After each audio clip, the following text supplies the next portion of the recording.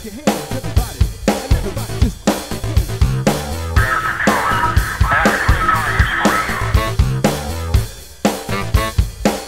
Let me also call your attention before we start any nonsense up here to the ceiling over your head. Many of you will be familiar with this type of advertising.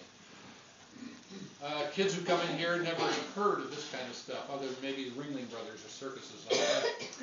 But these posters, which were advertising pieces, put up on the sides of barns, buildings, posts, fences, and so forth, would tell who's coming to town, what the show was all about, how much it costs, what the timing was, and so forth.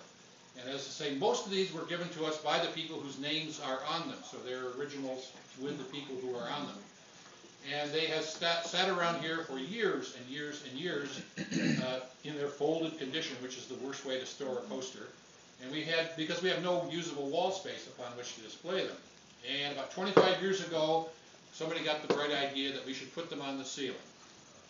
Fortunately for us, the guy who used to be the bill poster for the Blackstone show still had his buckets, his brushes, he remembered the formula for the glue, and he was the straw boss. And some of us who were younger at the time, myself included, agreed to put a plank across a couple of step ladders, lay on our backs, and apply a layer of glue, a layer of paper, and another layer of glue. It took us 3 evenings to do this.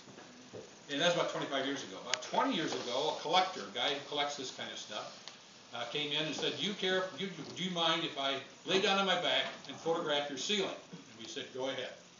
So he did. And about a week later, we got a phone call from him, and he said, are you aware of the fact that the posters on your ceiling are worth, to a collector, between $20,000 and $30,000? Wow. If they weren't glued up there. Oh. So we have the world's most expensive wallpaper on our ceiling, which you might want to take a look at. Was somebody earlier talking about Monk Watson? I thought somebody was talking about Donald Watson, Monk Watson, and so forth. He has a poster up here as well. Briefly, the 2 that I like the best, the 4 big ones, the Nicola, the 2 Alexanders, and the Von Arcs, the 4 biggest ones, are considered to be the most valuable. However, the 2 that I think are the prettiest are over this lady's head, roughly over her head, like there. It's called the Wanda sisters. First of all, they were not sisters, they were mother and daughter. Right up, unseen. They were very attractive posters to begin with. They were not sisters, they were mother and daughter. And Susie, the daughter, was one of the most skillful magicians of her time. She worked for us on our convention shows a number of times. She was the equal to, if not the superior to, any male sleight of hand artist of her time. She was absolutely fascinating. So those, and plus the fact that almost none of their posters are in English, and those 2 are. Clap your hands, everybody, and everybody just